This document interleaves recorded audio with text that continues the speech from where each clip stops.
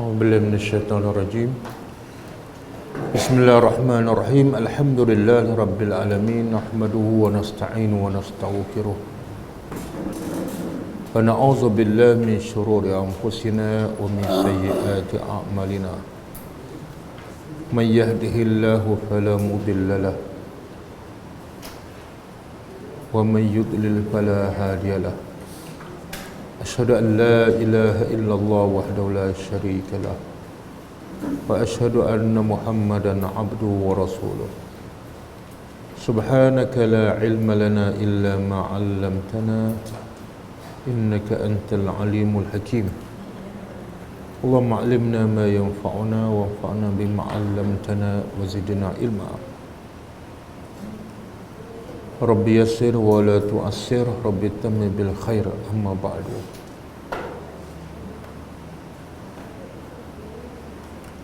Kita sambung tadabbur bacaan-bacaan di dalam solat. Dan kita sampai bacaan Al-Fatihah, kan?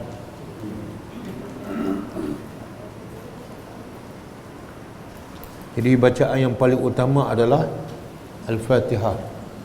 Sebab itulah hukum membaca Al-Fatihah di dalam salat adalah rukun. Rukun ni makna kalau tak baca tak sah. Ada pun bacaan lain bukan rukun. Ada tahap dia wajib, ada tahap dia sunat, bukan rukun. Makna kalau wajib tu kalau tak baca pun boleh diganti. Tapi kalau Fatihah kalau tak baca tak boleh diganti. Mana solat tu tidak sah.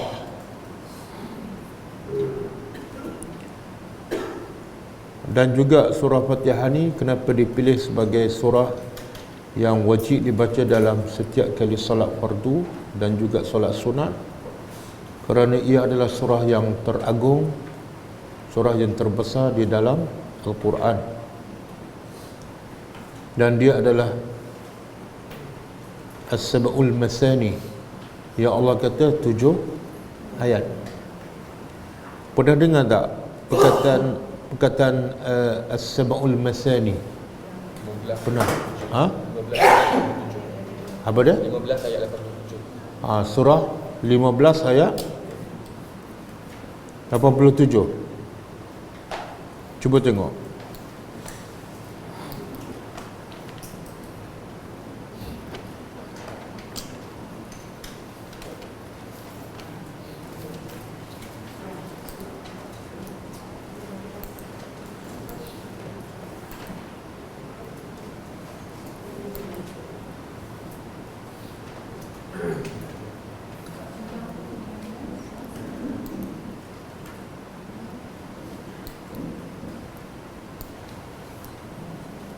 Ada ke?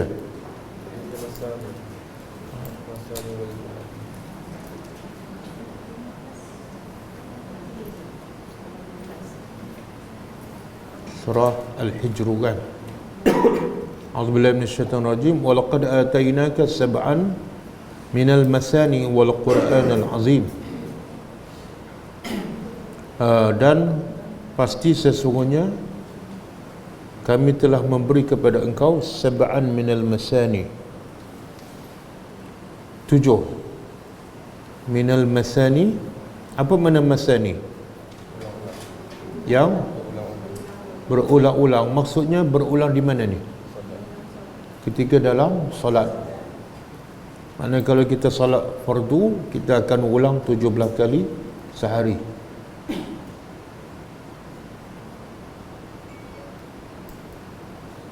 Dan 7 tu bermaksud 7 ayat.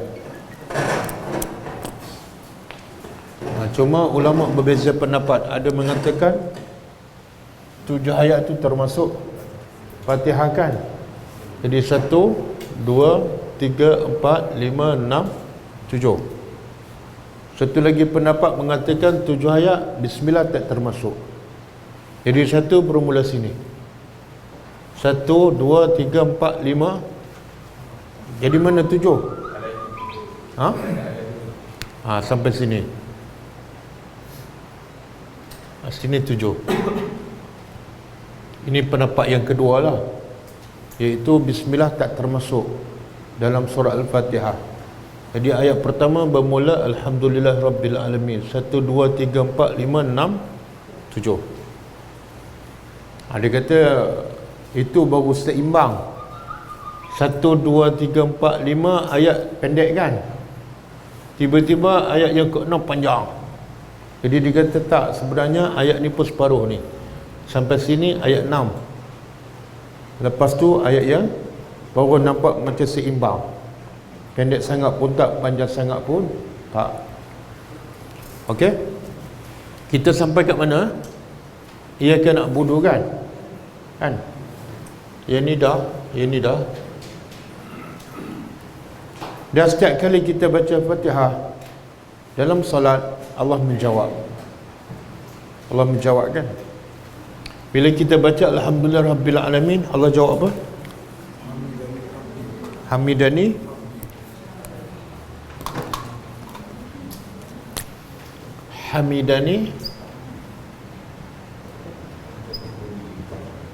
Abdi. Maksud dia, hambaku apa yang kita puji Allah? Apa yang kita puji Allah?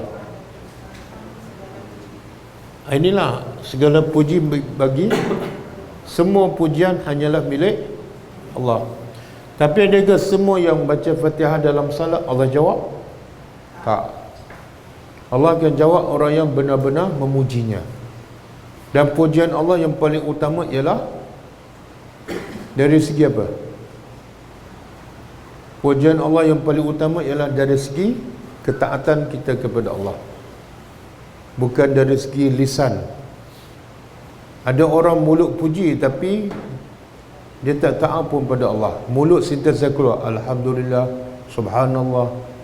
Sebenarnya orang macam ni kalau dia baca Fatihah pun Allah tak akan jawab, sebab dia hanya berpura-pura. Sebab itulah salafus salih, masalah para sahabat, bila mereka nak puji Allah kadang-kadang tak terkeluar pujian tersebut. Bila nak puji Allah tak terkeluar Subhanallah ke Alhamdulillah. Kenapa? Sebab dia rasa macam dia berpura-pura. Siang hari dia engkar perintah Allah, malam dia nak puji Allah, macam bermain dengan Tuhan.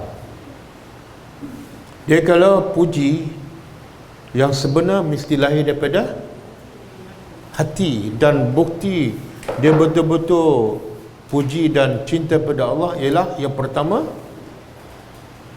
apa dia? Taat.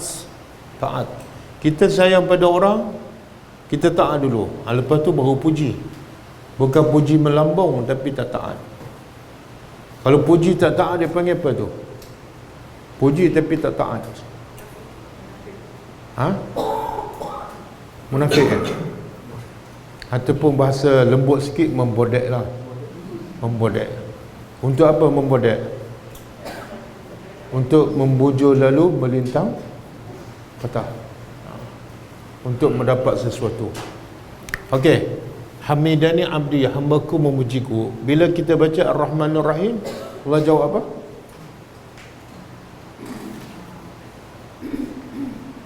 Tak ingat? Nah.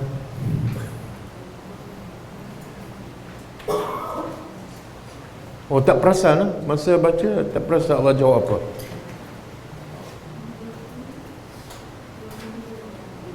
Siapa tahu? Tak tahu.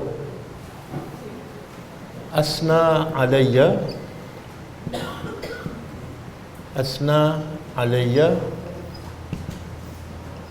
abdi.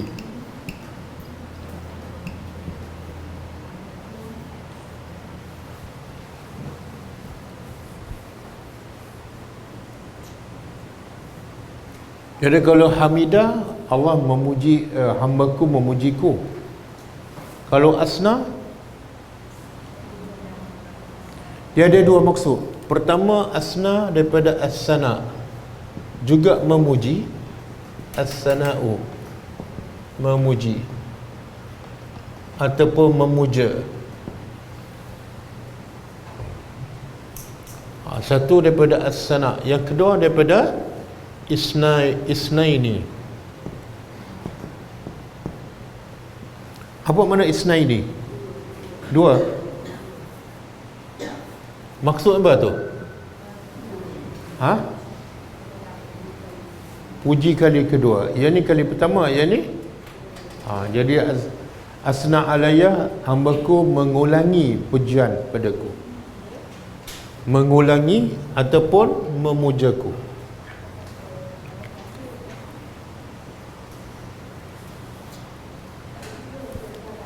Mengulangi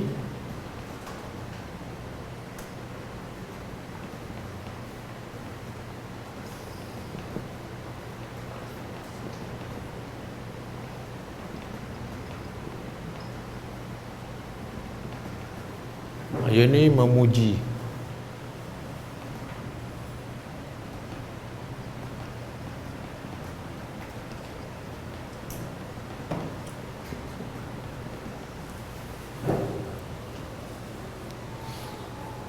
Okey.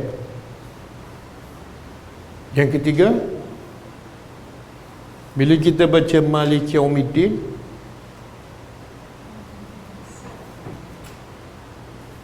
Allah menjawab, majjadani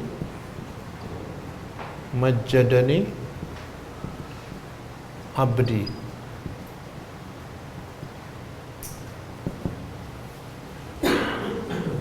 Majjadani makna mengagungkan,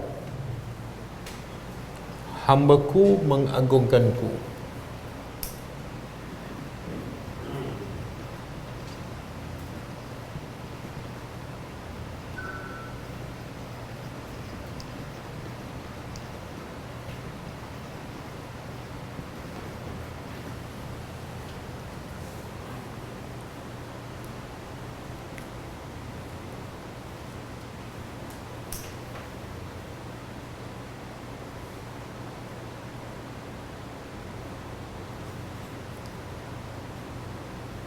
Okey.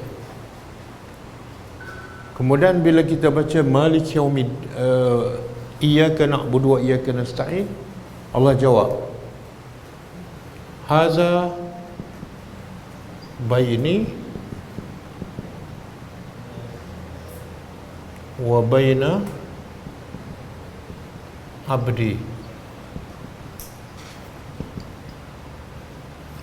wa li abdi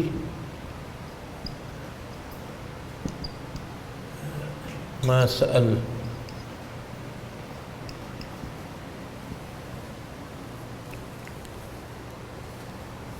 Haza baini wa baina abdi wa li abdi ma sa'al.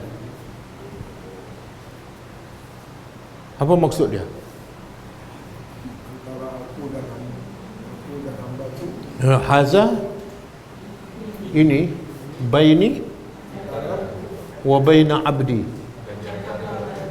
dan ini antaraku dan antara hambaku, oleh abdi, dan bagi hambaku.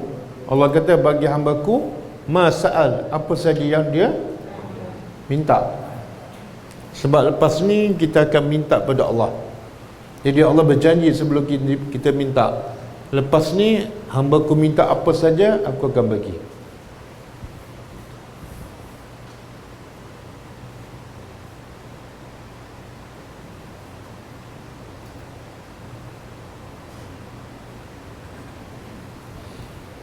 Okey.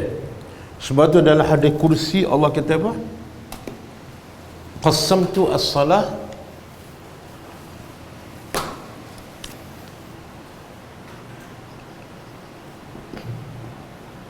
Qassamtu as-salata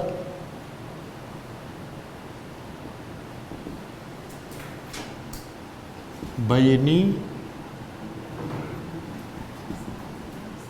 wa baina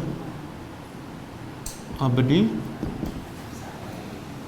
nisfai ini.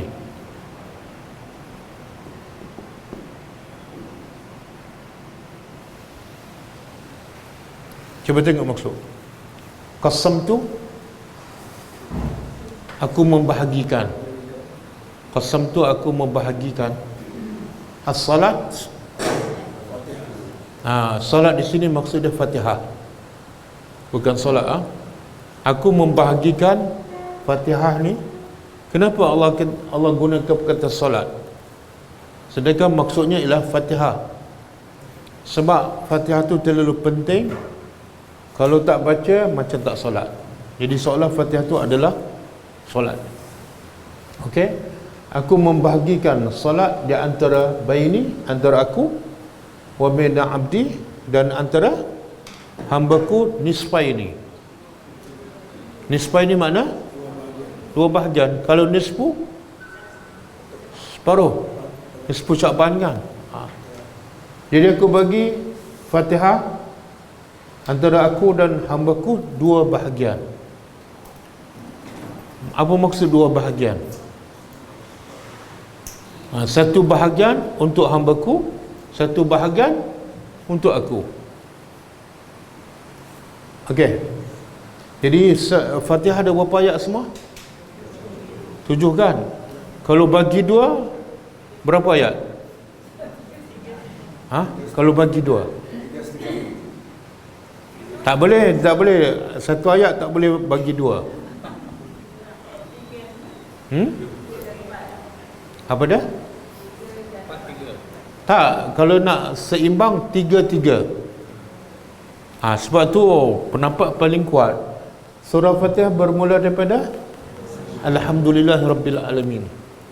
Okey, Allah kata bagi 2, separuh untuk hambaku, separuh untukku. Jadi kalau 7, 3 untuk Allah, 3 untuk hambaku. Yang satu ayat tu pemisah. Okey, apa dia 3 yang untuk Allah?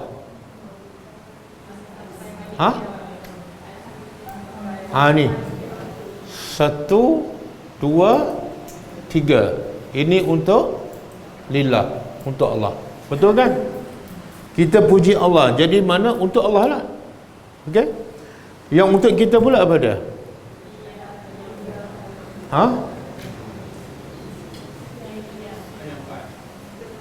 Bermula daripada sini. 1, 2, 3. Ayat berapa ni? Ayat 5, 6, 7. Ini lil abdi. Boleh? Betul tak? Untuk kita apa dah? Untuk kita, inilah kan kita minta ni, tunjuklah kami jalan yang, itu untuk kita. Jalan mana? Siratal lazim, untuk kita. Ghairil maghdubi alaihim waladdallin, untuk kita. Jadi bukan untuk Allah dan bukan untuk kita pada. Iyyaka na'budu. Ini pengakuan, pengakuan, bukan pujian. Boleh faham?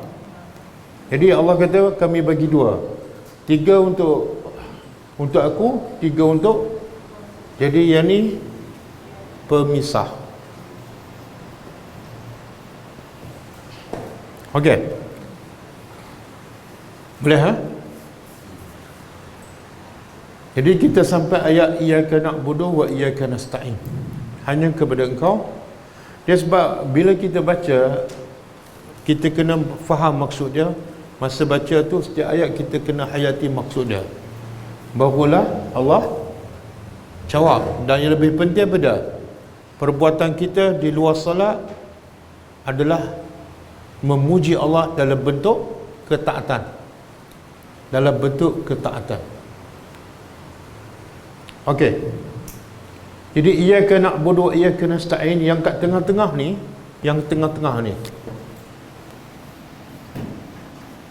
hanya kepada engkau kami sembah dan hanya kepada engkau kami. Sebenarnya kata ulama inilah sirru al-Quran. Sirru al-Quran. Apa makna sirru? Rahsia al-Quran. Ni yang ni dipanggil sirru al-Quran. Sirru al-Quran. Rahsia Al-Quran. Apa maksud tu? Quran sebuah 30 juzuk, 6,000 ayat. Rahsianya duduk kat mana?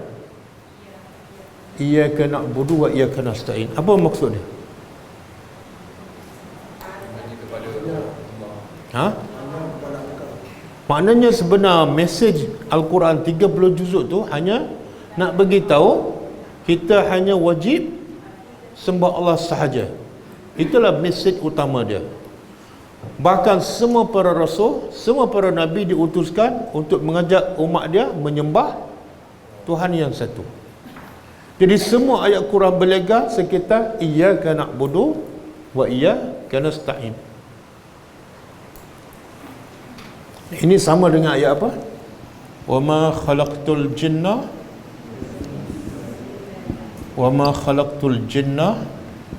wal ins illa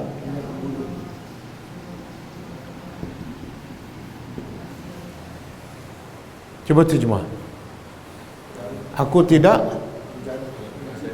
cipta jin dan manusia melainkan sama tak dengan iyyaka na'budu. Jadi sebenarnya tujuan kita dicipta, kita dan jin hanya satu je, iaitu untuk beribadat kepada Allah. Sebab itulah bila ibadat tak sempurna, apa wajib kita buat? Kita dicipta untuk beribadat. Bila ibadat tak sempurna, apa wajib kita buat? Istighfar aja. Istighfar aja.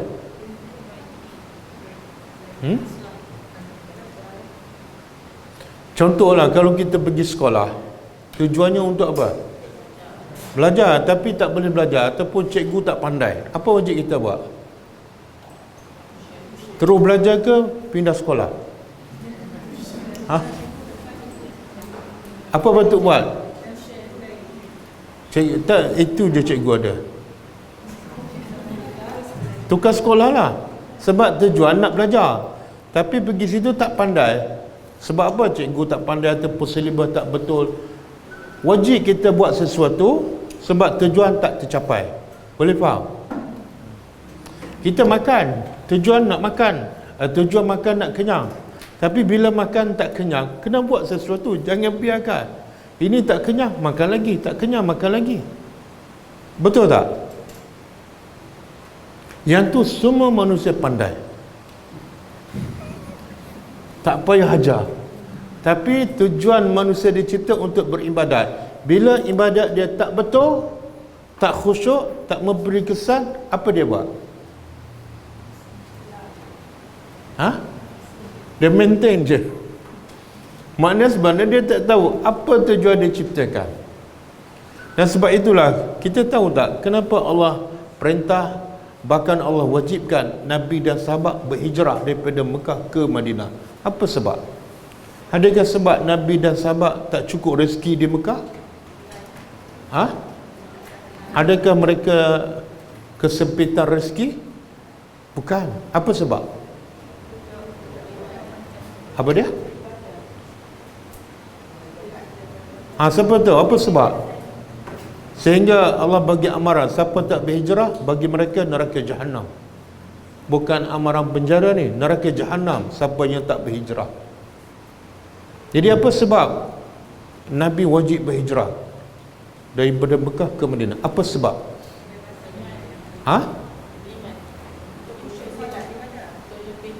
Di Madinah tak boleh beriman.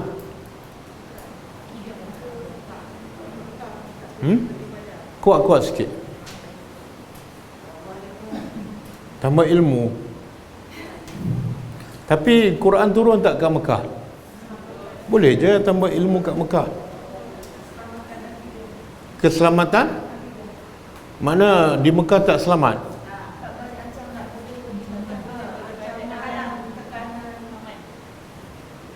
Jadi sebab utamanya ialah akidah dan ibadat tidak sempurna. Nak beribadat, nak solat tak boleh sebab diganggu, dikacau oleh orang musyrikin. Nak sebarkan akidah dihalang, macam-macam gangguan. Maka oleh kerana sebab ibadat tak sempurna boleh merosakkan akidah, maka Nabi kata, Allah kata wajib kamu berhijrah. Sebab tujuan kamu dicipta untuk beribadat. Bila ibadat tak sempurna, kena buat sesuatu. Boleh faham? Sama juga pemuda Kahfi. Kenapa Allah perintah pergi ke gua? Daripada duduk rumah selesa, ada harta, ada makan, ada rumah, ada kawan, ada keluarga, tiba-tiba Allah suruh pergi ke gua yang tak ada kemudahan. Adakah sebab di rumah dia tak cukup makan? Bukan. Sebab apa? Sebab iman tergugat. Ibadat tak boleh dilaksanakan dengan betul. Sedangkan mereka dicipta untuk kena buat sesuatu. Apa dia? Keluar. Semua tinggal dunia, rumah. Sebab itu boleh menggugat iman kamu, boleh mengganggu ibadat kamu. Itulah tujuan kamu dicipta, pergi ke gua. Betul? Okey? Kita pula bila ibadat tak sempurna, agama pun tak berapa faham, apa kita buat? Belajar. Contohlah kalau solat tak khusyuk kan, kita buat apa? Macam solat zuhur, solat subuh tadi, khusyuk ke tak?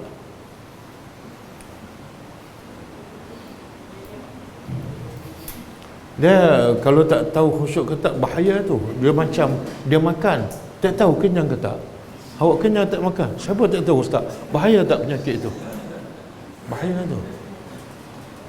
Kalau tak tahu kenyang ke tak, bahaya. Kalau tak tahu khusyuk ke tak, lagi bahaya. Sebab Allah kata qad aflahal mu'minun, telah berjayalah orang mukmin. Siapa? Yang khusyuk.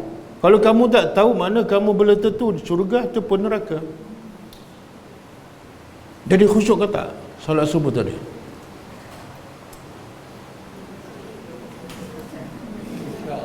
Kan nak saya tanya sorang-sorang, Inilah intipati rahsia Al-Quran. Iyyaka na'budu. Bila ibadat tak sempurna, wajib kita buat sesuatu. Jangan biarkan sama je solat kita dulu sampai sekarang sama je. Dulu lewat, sekarang lewat. Dulu solat fardu 5 waktu sahaja, sekarang pun 5 waktu. Maknanya kita tak faham apa tujuan kita diciptakan. Okey? Sebab itulah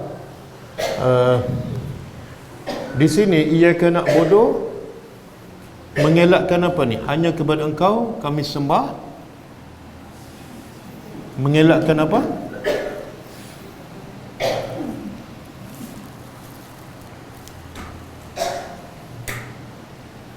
Al-ikhlas. Di sini wa iyyaka nasta'in at-tawadhu.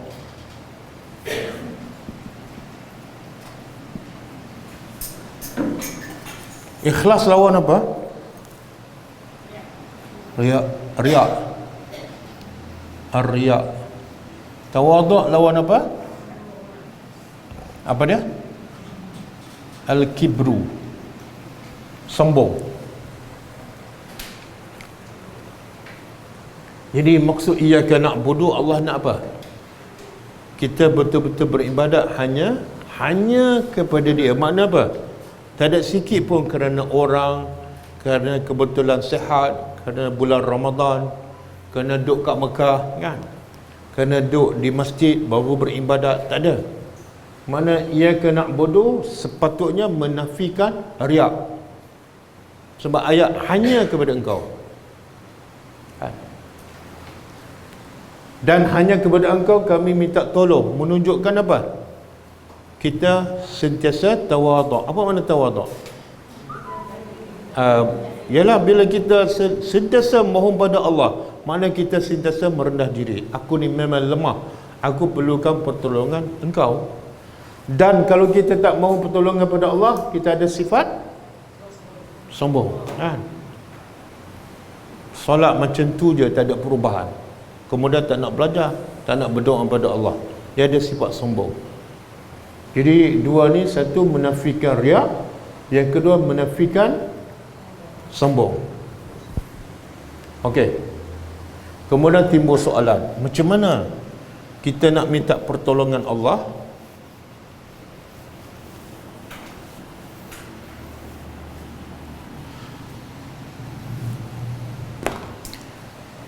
Dia antara ibadat dengan mohon pertolongan, yang mana utama?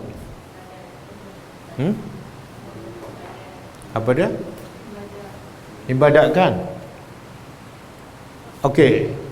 Yang kedua, antara ibadat dengan mohon pertolongan, yang mana sepatut dahulu?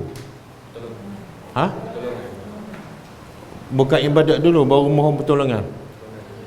Pertolongan dulu kan? Sebab kalau kita nak baca Quran, kita kena baca minta pertolongan daripada Tuhan untuk dilindungi daripada syaitan. Okey, mohon pertolongan dululah. Jadi kalau ikut tertib susunan, sepatut apa? Iyyaka nasta'in wa iyyaka na'budu. Tapi kenapa diterbalikkan?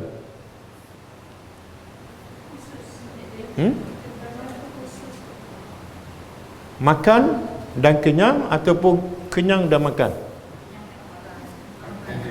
Ha? Makan dan kenyang kan? Tapi saya buat ayat kenyang dan makan. Apa maksud tu? Kan. Macam itulah ayat ni. Allah nak bagi tahu sepatutnya mohon pertolongan untuk beribadat kepada Allah. Tapi Allah terbalikkan.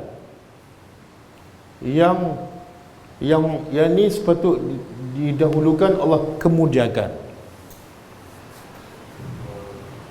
Itu tadabbur tu. Faham soalan? Faham soalan? Dia faham soalan separuh daripada jawapan. Apa dia?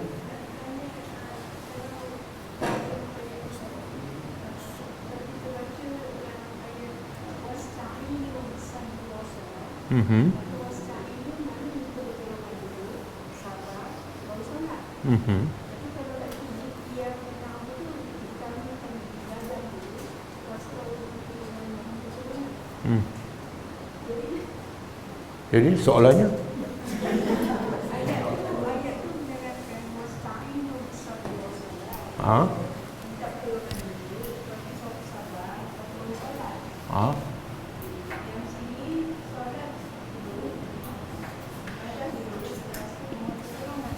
yelah. Soalannya apa dia tu?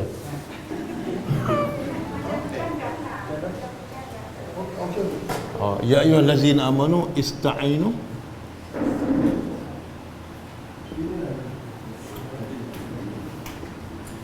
bis sabri was salah innallaha ma'as sabirin. Okey, ni surah Baqarah ayat 153. Ya ayyuhallazina amanu, tertinggal.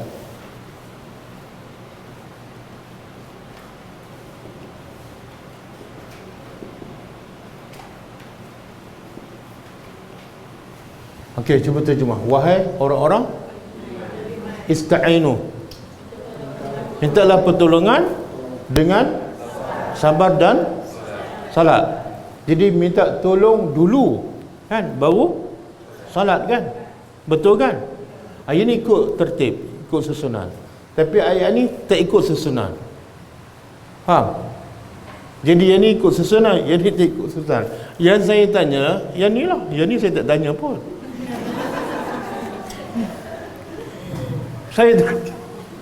Saya tanya soalan, kenapa yang ni tak ikut susunan? Apa dia? Nak beribadat kena minta tolong. Yalah, minta tolong dulu baru beribadat. Kenapa? Tujuan dia? Caranya? Jadi?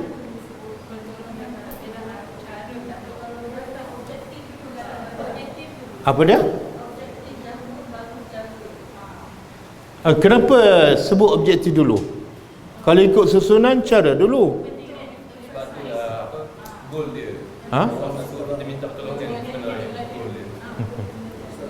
Setelah kamu memuji Allah, kamu mengharapkan pertolongan daripada Allah, dan kamu rasa takut kepada Allah, maka barulah kamu mohon pertolongan dari Dia. Barulah mohon pertolongan.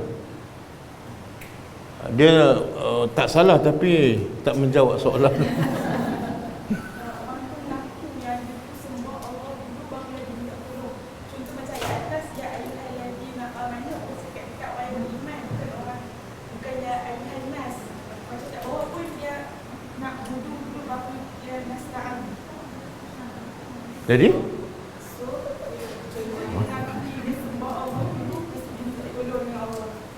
Jadi okey, sini nak budu ni matlamat lah, objektif kan, matlamat.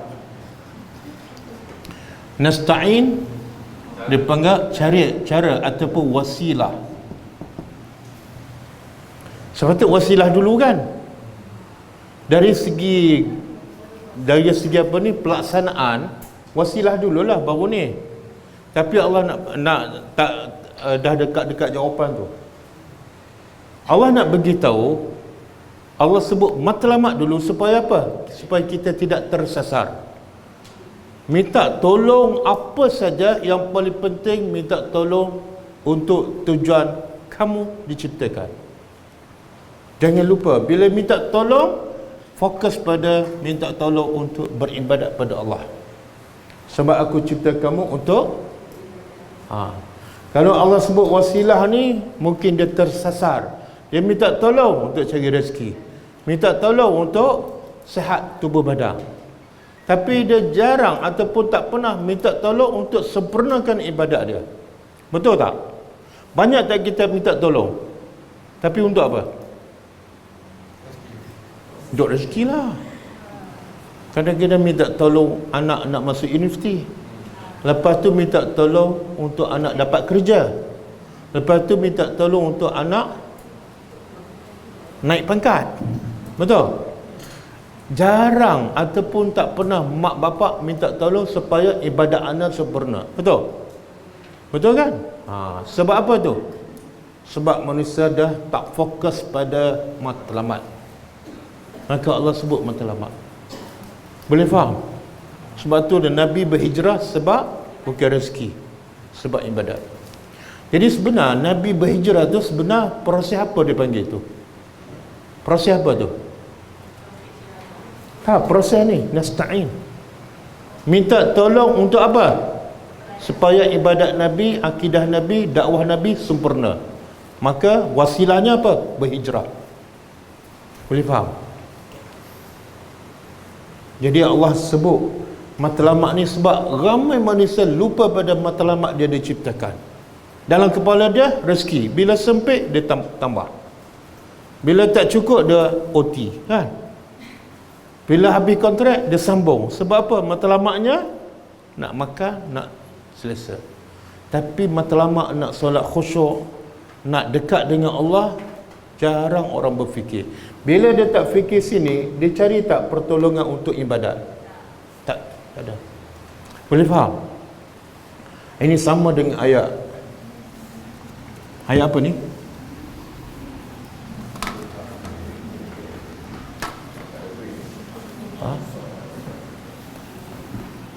Ada satu ayat yang Allah sebut tanpa ikut tertib. Ar-Rahman 'allamal Al-Quran. Tak apa.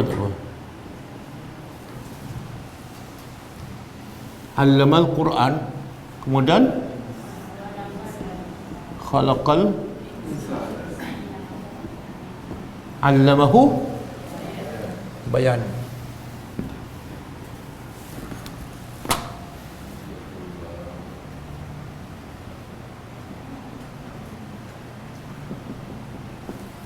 Tengok, bila manusia tak tahu matlamat hidup, semua tersasar. Daripada 1000 orang Nabi kata 999 tersasar menuju ke neraka. Seorang je yang matlamat dia betul dan menuju ke surga, satu daripada 1000. Semua puncanya tak jelas matlamat hidup. Okey, dalam ayat ni Ar-Rahman, cuba terjemah, yang Maha Penyayang. Jadi sayangnya Allah, saya nak tanyalah, apa bukti Allah sayang pada kita? Semua orang dibagi macam oksigen, semua dapat. Tak boleh dapat. Semua orang dapat Oksigen macam oksigen. minta. Okey. Apa bukti Allah sayang pada kita? Itu jawapan bocor. Itu jawapan hari ni. Jawapan sebelum ni apa dia? Kalau sebelum ni kita jawab apa? Apa nikmat Allah? Sihat. Betul? Apa lagi? Ada keluarga, kan? Makan minum, makan pun selera je, kan? Kalau boleh tak nak berhenti makan. Kalau tak ada, kenyang lah. Lepas tu naik pangkat. Betul tak? Tapi Allah nak beritahu, Allah Maha Penyayang. Sayangnya Allah apa dia? Bukan bagi sihat, bukan bagi kamu panjang umur, bukan bagi anak isteri, tapi sayang Allah yang paling besar ialah Allamal Quran. Kemudian Allah kata apa? Khalaqal, dia mencipta manusia. Okey, antara cipta manusia dengan mengajar Al-Quran, yang mana dulu? Cipta? Jadi sepatut yang ni nombor 1, yang ni nombor 2. Jadi Quran ni ikut tertib tak? Al-Quran ni ikut tertib ke tak? Ikut tertib. Dia tak berani nak jawab. Dia dari segi ayat ikut tertib lah, tapi dari segi maksud tak ikut tertib lah. Sebab sepatut cipta manusia dulu baru mengajar. Boleh tak kita mengajar Quran orang belum diciptakan? Tak boleh, kan? Jadi syarat nak mengajar mesti ada. Jadi sepatut khalaqal insan dulu, bagulah. Tapi kenapa dalam ayat ini Allah sebut Allamal Quran dulu?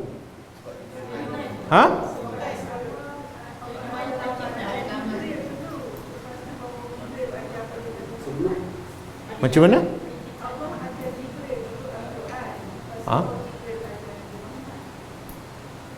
Tapi Allah ajar Jibril, masa tu Nabi Muhammad dah ada ke belum? Dah ada kan?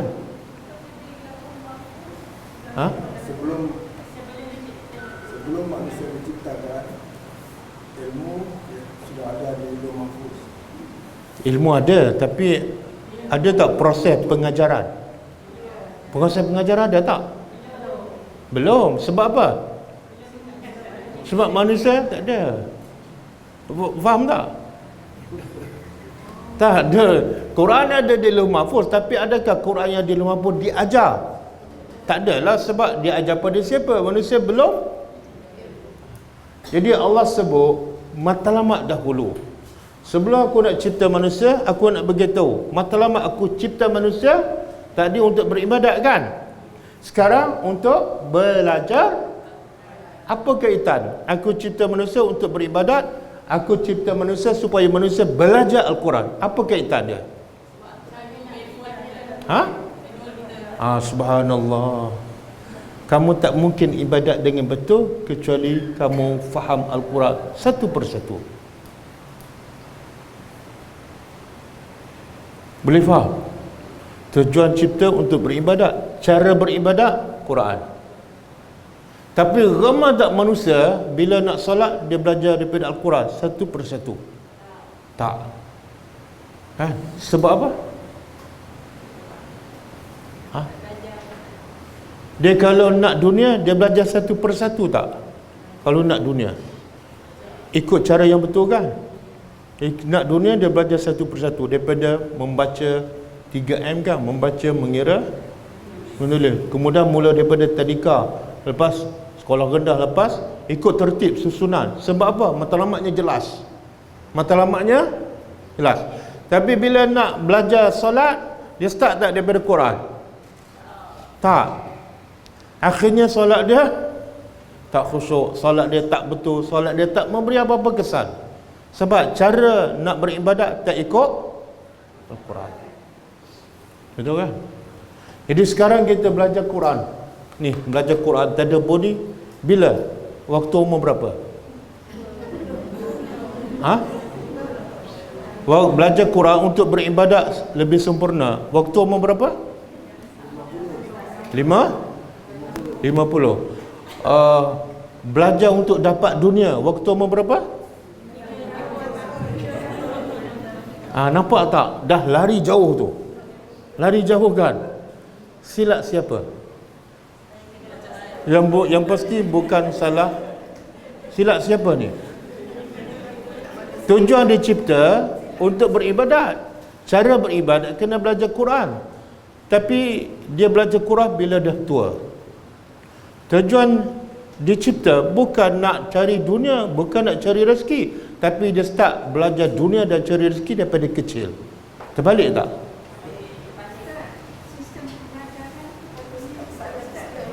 Apa dia?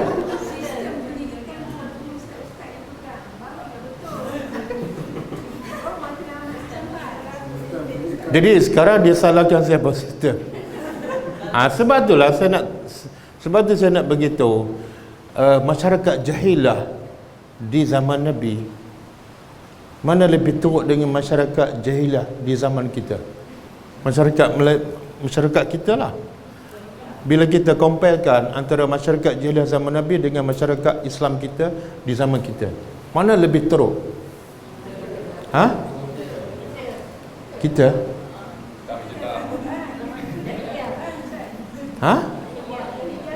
Dia zaman jahilah, orang bunuh anak sendiri secara terang-terang. Ketika dia umur 5 tahun kan, dia bawa pergi tengah padang pasir, gali lubang, tengah anak bermain, dia tolak jatuh. Dan itu satu kebanggaan, bukan satu kehinaan. Ada kat Malaysia zaman kita sekarang? Tak ada. Yang dibunuh anak tu mungkin bukan anak dia. Dan bila bunuh tu satu keaiban, kan? Masyarakat dia tak bunuh tu aib. Sebab apa? Memelihara anak perempuan yang tak membawa keuntungan. Jadi sekarang tak ada kan? Okey, zaman Nabi ada berapa patung keliling Kaabah?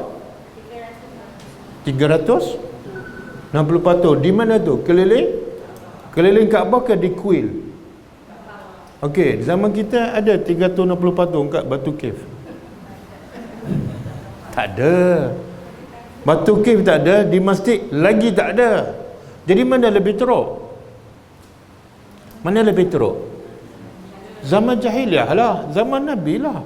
Sebab tu orang kata masyarakat yang paling teruk zaman Nabi ialah masyarakat Arab Mekah. Sebab tu dia perlukan seorang yang paling hebat, Nabi paling hebat. Siapa? Muhammad. Kalau kat Malaysia tak perlulah orang macam Nabi Muhammad. Mungkin cukup ustaz-ustaz aja. Faham? Tapi Nabi semua ubah tu, Nabi ubah masyarakat jahilah yang rosak teruk tu. Ada tak cara Nabi mendidik masuk sekolah rendah 6 tahun, sekolah menengah 5 tahun, lepas tu universiti 4 tahun? Ada? Tak ada. Kadang-kadang Nabi ubah ambil masa berapa lama? Kadang-kadang satu hari berubah akhlak dia 180 darjah tanpa perlu ada sistem pendidikan. Faham tak? Jadi jangan salahkan sistem pendidikan. Jangan salahkan. Sistem pendidikan memang salah sebab dia bukan dibuat oleh orang Islam, betul? Dan dia bukan berasal daripada Quran. Jangan salahkan, memang salah pun. Kalau kita salahkan benda yang salah, kita yang tak betul. Tapi boleh tak kita nak betulkan akhlak masyarakat tanpa masuk sekolah, tanpa melalui sistem pendidikan? Boleh tak? Boleh. Kenapa tak boleh? Nabi dah buktikan. Zaman Nabi mana ada sekolah, mana ada universiti. Tapi dalam masa 23 tahun semua berubah. Sebab apa? Allamal. Inilah rahsianya. Proses kita tak ada allamal Quran. Kita kata salah di sekolah, memang tak ada di sekolah. Tapi boleh tak buat di rumah allamal Quran? Boleh tak buat kelas macam ni allamal Quran? Boleh. Tapi bila kita buat, mana siapa salah? Itu yang paling susah. Sistem pendidikan juga menjadikan kita susah nak mengaku bersalah. Okey. Kita pergi pada ayat seterusnya. Ihdina. Okey. Kalau orang tanya, macam mana nak minta tolong hanya kepada Allah? Antaranya ialah ini, ihdina. Ini antara isti'anah, minta tolong. Tunjuklah kami sirat, jalan al-mustaqim, yang lurus. Jadi salah satu cara minta tolong untuk beribadat pada Allah ialah minta Allah tunjuk jalan yang lurus. Jalan yang lurus. Okey. Bila kita minta ihdinas, maknanya kita minta hidayah kan? Hidayah ada berapa jenis? Okey, kena jelas ni. Kalau baca Quran, baca Fatihah tapi tak jelas, sampai mati dia tak akan dapat hidayah. Hidayah ada dua kan?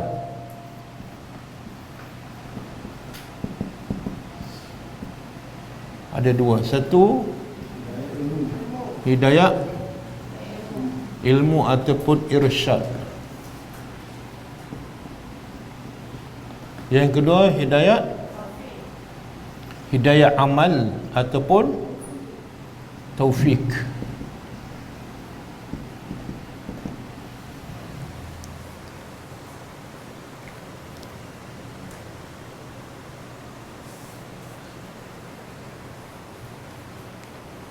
Jadi bila kita minta ihdinas sirat, sebenarnya kita minta apa? Kita minta apa? Yalah, apa hidayah tu? Kita minta dua-dua sekali, ilmu dan amal. Okey, ilmu tu di mana? Balik pada tadi, Ar-Rahman 'allamal. Jadi kalau nak ilmu kena belajar Al-Quran. Sebab Quran pun adalah zalikal kitab la raiba fihi hudan lil muttaqin. Kita minta hidayah. Hidayah adalah ilmu dan amal. Dan Allah juga kata hidayah itu adalah kitab. Maknanya kena belajar apa? Al-Quran. Okey, kalau kita buat kajian lah, start orang solat, start manusia solat daripada mula balik. Lepas solat, lepas baca Fatihah, dia pergi tak belajar Al-Quran? Berapa peratus yang lepas solat, lepas minta ihdinas siratal mustaqim, dia pun pergi belajar Al-Quran? Berapa peratus agak-agak?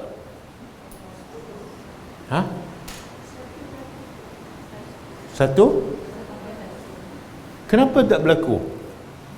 Sedangkan minta hidayah adalah minta ilmu dan amal. Dan ilmu tu ada dalam. Tapi kenapa lepas solat dia tak pergi belajar Al-Quran? Sebab dia orang ni dimomok-momokkan dengan solat tu wajib, tapi lupa Quran tu wajib juga. Sebab dia tak faham apa makna hidayat. Dia tak faham apa itu hidayat. Dia boleh terjemah, tunjuklah aku jalan yang lurus. Terjemah aja. Maksud jalan lurus, bila minta dihuraikan apa maksud, saya tak tahu.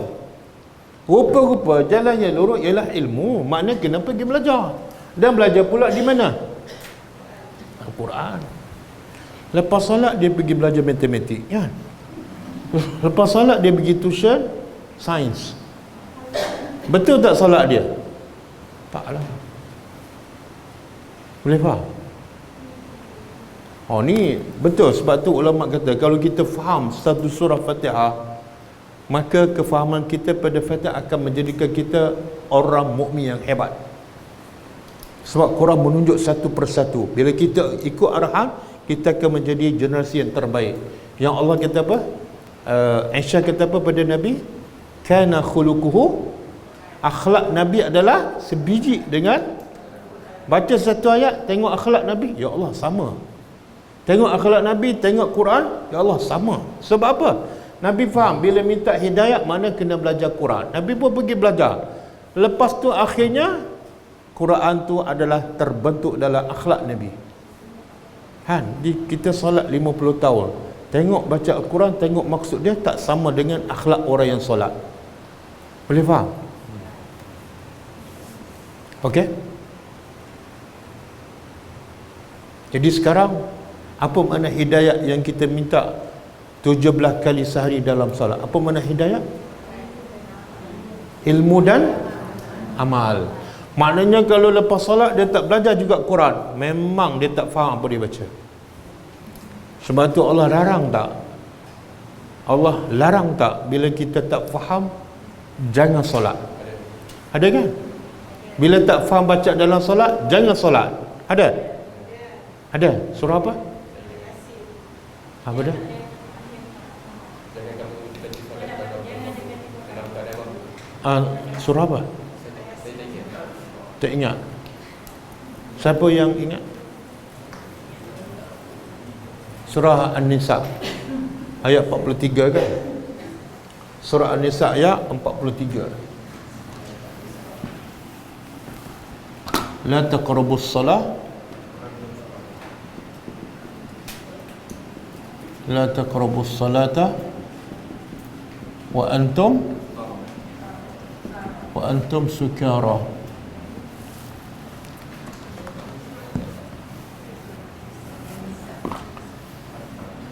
hatta ta'lamu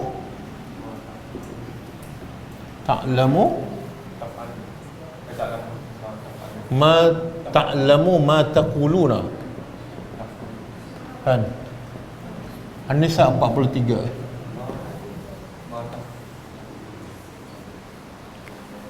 Tengok, cuba tengok surah An-Nisa ayat 43.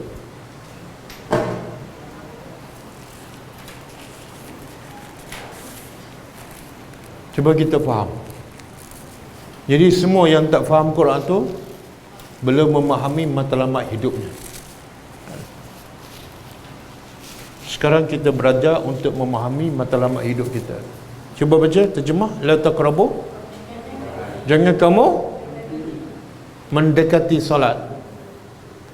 Bila tak boleh dekati solat, boleh solat tak? Macam kata la taqrabu zina, jangan dekati zina, boleh zina tak? Tak boleh lah, dekat pun tak boleh, zina lagi. Ini sama. Dekat solat pun tak boleh, solat lagi tak boleh. Kenapa? Wa antum sukara, dalam keadaan kamu mabuk. Kenapa tak boleh dalam keadaan mabuk? Kenapa tak boleh solat? Hatta ta'lamu, sehingga kamu tahu, kamu berilmu, ma taquluna, apa yang kamu baca. Maknanya bila solat kena faham apa yang. Sebab itulah bila tak faham apa jadi. Dia solat 50 tahun, dia minta hidayat 50 tahun, tapi hidayat tak pernah dapat. Apa jadi? Jadinya solat tu tak ke mana lah.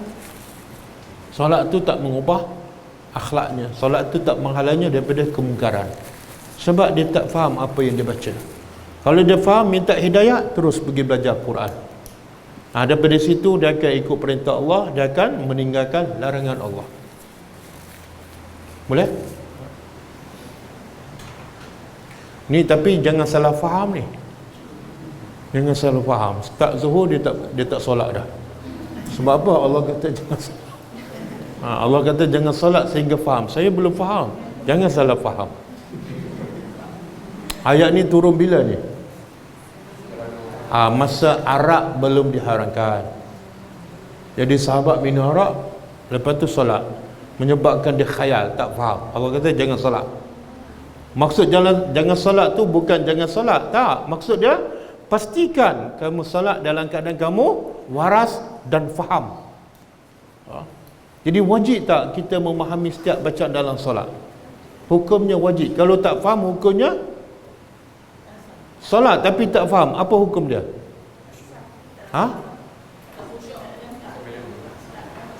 Berdosa lah, sebab dia engkar perintah Allah. Allah kata faham apa yang kamu baca, tiba-tiba dia engkar, berdosa. Jadi siapa solat dalam keadaan tak faham, bukan solat tak sah. Syarat solat cukup, solat sah, tapi belum tentu diterima. Sebab apa? Dia buat satu dosa, iaitu dia tak faham apa yang dibaca. Okey? Boleh? Jadi sekarang bila kita minta jalan yang lurus, makna sebenarnya kita minta ilmu dan amal. Hidayah ilmu ni siapa yang boleh bagi? Kita tak boleh. Kita, macam saya, boleh tak bagi hidayah ilmu? Ha? Boleh. Jadi kalau saya kata hari ini saya nak bagi hidayah ni, betul tak? Betul ke tak?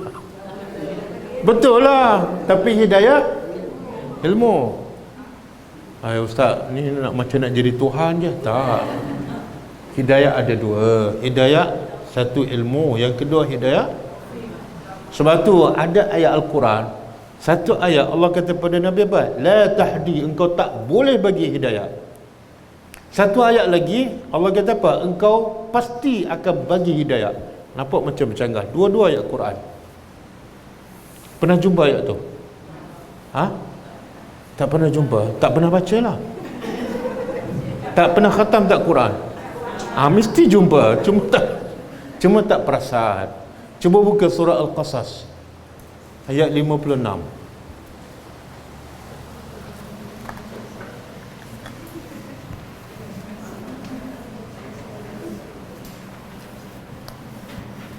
Surah Al-Qasas ayat 56.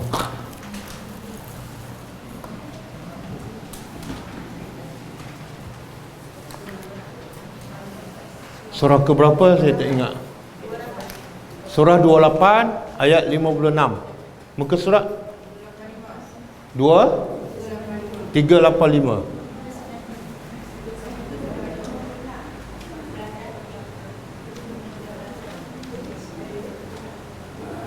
Cuba baca ayat tu.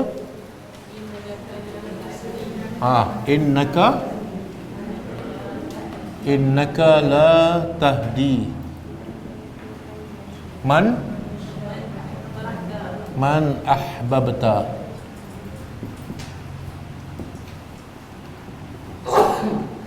walakin Allah yahdi man yasha.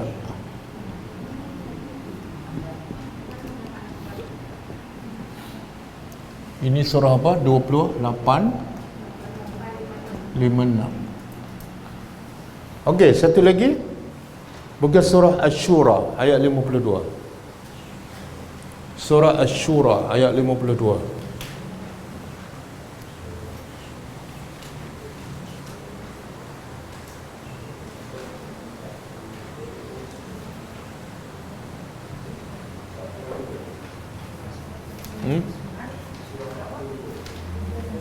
Surah berapa?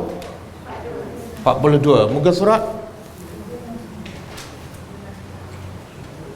surah 42 ayat 52.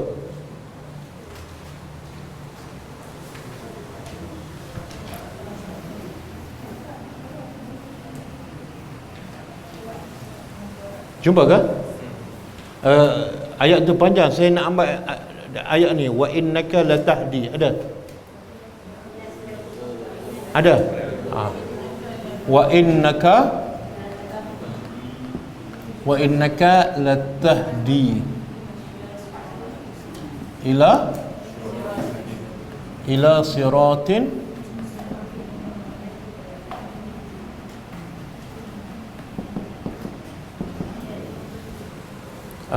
ini surah 4252.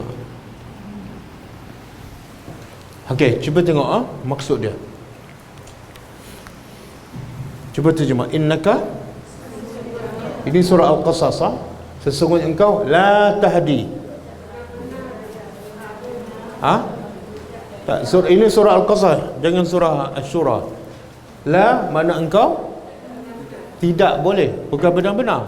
Yang benar-benar surah Asy-Syura. Surah Al-Qasas. Sesungguhnya engkau la tidak boleh. Tahdi memberi petunjuk. Man ahbabta, siapa yang engkau suka. Macam Abu Talib, Nabi nak, Nabi suka, tapi tak boleh bagi hidayat.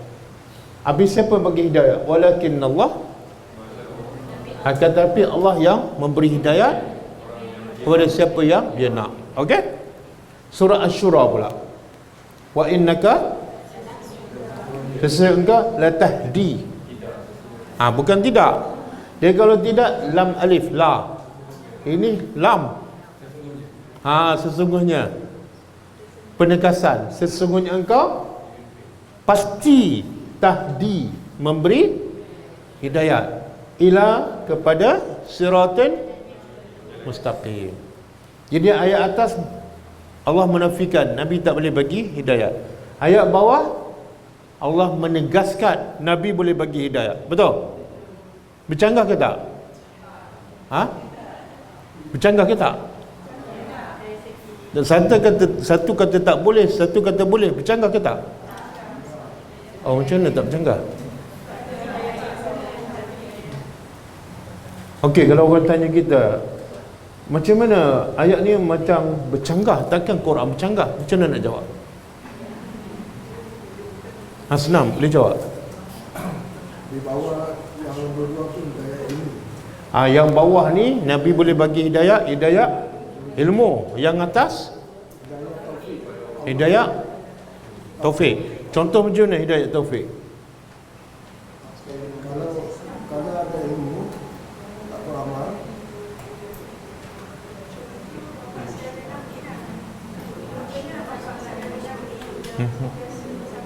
ada ilmu tapi tak beramal. Ada ilmu tapi Tak beramal. okey, contoh Nabi tak boleh bagi hidayah, contoh seperti bapa saudara dia lah, iaitu hidayah apa ni? Hidayah sehingga dia beriman kepada Allah. Tapi hidayah taufik. Tapi Nabi boleh tak bagi hidayah ilmu kepada Abu Talib? Boleh? Nabi mengajak dia supaya beriman, itu hidayah. Tapi bukan beriman, menunjuk cara ataupun jalan. Boleh faham? Jadi ayat 2 ni bercanggah ke tak? Tak bercanggah. Okey. Senang boleh tak bagi hidayah? Boleh, tapi kena huraikan. Nanti orang kata ajaran sesat pula. Boleh bagi hidayah ilmu. Sekarang saya sedang memberi hidayah pada pelajar-pelajar saya, tapi hidayah ilmu. Okey? Satu lagi, Al-Quran ada hudan linnas. Satu ayat hudan lil muttaqin. Al-Quran ni fungsi dia dua. Satu hudan linnas, satu hudan lil muttaqin. Mana apa maksud hudan linnas? Quran hidayah untuk semua manusia, termasuk orang kafir. Hidayah ilmu. Donald Trump dapat tak hidayah Quran? Dapat, tapi hidayah ilmu. Fir'aun dapat tak hidayah ilmu? Dapat. Jadi hudan lil muttaqin, hidayah apa? Taufik. Makna orang tu dah beriman. Bukan setakat berilmu, tapi dia beriman, dia beramal. Okey? Jadi yang kita minta setiap hari, ihdinas siratal mustaqim, hidayah apa? Betul kan ni? Tapi tak pergi belajar pun. Cakaplah benar. Ramai yang minta dalam solat 20 tahun, sebenarnya dia tak tahu dia minta hidayah apa. Tapi yang pasti hidayah taufik tak mungkin dapat sehingga dia dapat hidayah. Jadi kalau lepas solat dia tak pergi belajar, sebenarnya dia tak minta apa-apa pun. Jelas Kalau dia tak pergi belajar, sebenarnya dia hanya meminta apa yang dia tak faham. Macam kita minta pada orang India yang tak reti bahasa Melayu kan, agak-agak dia bagi tak? Mintalah 20 tahun pun dia tak akan bagi. Sebab apa? Dia tak faham. Okey? Kemudian sirat. Sirat ni apa makna? Apa beza dengan tariqah? Sirat ni, bila sebut sirat dalam bahasa Arab, satu, luas. Dua, lurus. 3, mudah. Yang 4, sampai, mesti sampai.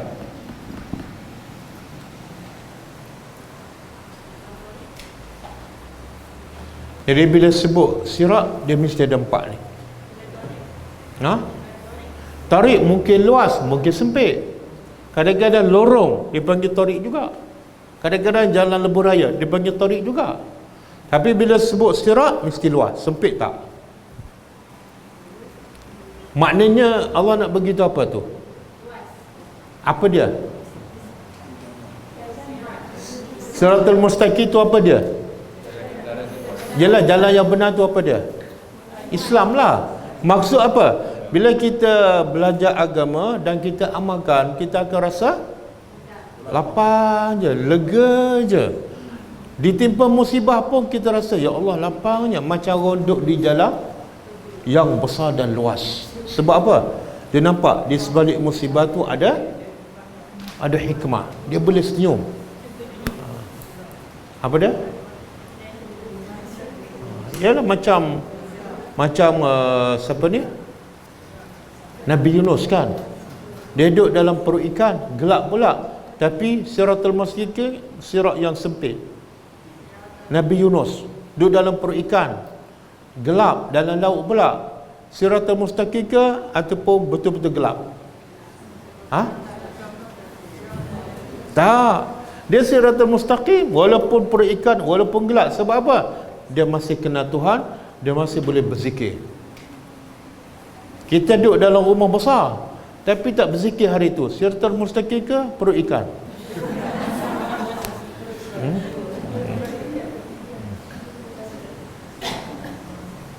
Okey, mustaqim makna dia lurus.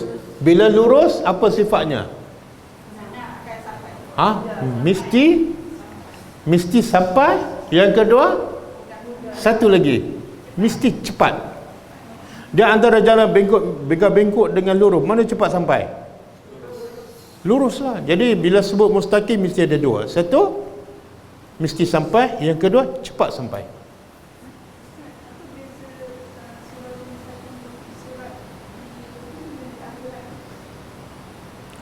Beza dia.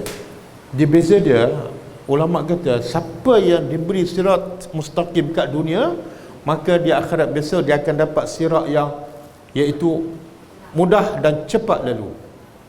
Kalau maknanya kalau dia dapat siratul mustaqim kat dunia, maka di akhirat pasti dapat. Beza dia ada kaitan lah. Dapat sirat kat dunia, sirat di akhirat settle. Boleh? Okey? Okey, siratul mustaqim kita pun tak tahu kan apa itu jalan yang lurus. Tahu tak? Kalau saya tanya, apa itu jalan yang lurus? Mana ada sebut Al-Quran dan Sunnah lepas tu? Mana tak tahu lah tu. Tengok bahasa Al-Quran. Al-Quran dia nak begitu sesuatu, tapi dia tak bagi terus. Mula-mula dia bagi tahu umum dulu. Tunjuklah kami jalan yang lurus. Umum tak? Orang katanya jalan macam mana? Jadi itu bahasa Al-Quran mendidik kita. Allah begitu umum supaya apa? Kita tertanya-tanya dan ternanti-nanti apakah itu jalan yang lurus. Tapi setiap kali kita baca Fatihah dalam salat, ihdinas siratal mustaqim, terfikir tak apa jalan ni? Terfikir tak? Terfikir tak? Tak. Setiap kali kita baca Fatihah lah, bila kita minta siratal mustaqim, tertanya-tanya tak apakah itu jalan yang lurus? Ke terus sambung siratal ladzina an'amta alaihim? Taklah kan? Sebab apa tak? Sebab kita tak faham. Sebenarnya Allah nak begitu umum, jalan yang lurus umum, supaya kita ternanti-nanti dan nak tahu apa itu jalan lurus. Tapi kita tak faham, baca je. Betul kan? Okey, Allah pun bagi tahu. Allah nak detailkan apakah itu jalan yang lurus, iaitu sebab tu terjemah yang tepat kena terjemah iaitu. Siratul mustaqim iaitu sirat jalan allazina orang-orang yang an'amta. Tani engkau. Orang-orang yang engkau telah memberi nikmat alaihim ke atas mereka. Kita pun tadabbur, kita pun tanya, siapa ni mereka ni yang Allah dah bagi nikmat? Sebab yang kita minta siratul mustaqim. Okey? Kemudian Allah beritahu pula siratul mustaqim jalan apa? Yang Allah beri nikmat pada mereka. Mereka tu siapa? Kita pun tertanya-tanya. Siapa mereka yang Allah dah bagi nikmat yang kita minta jadi macam mereka tu? Siapa? Allah sebut dalam surah apa? Ayat 69. Betul? Jadi Allah kata apa? Dalam surah An-Nisa tu,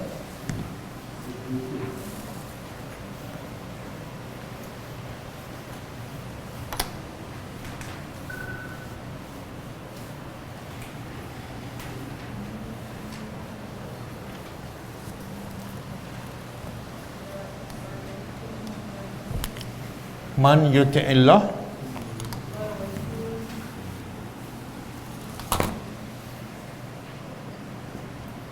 man yuti'illah war rasul faulaika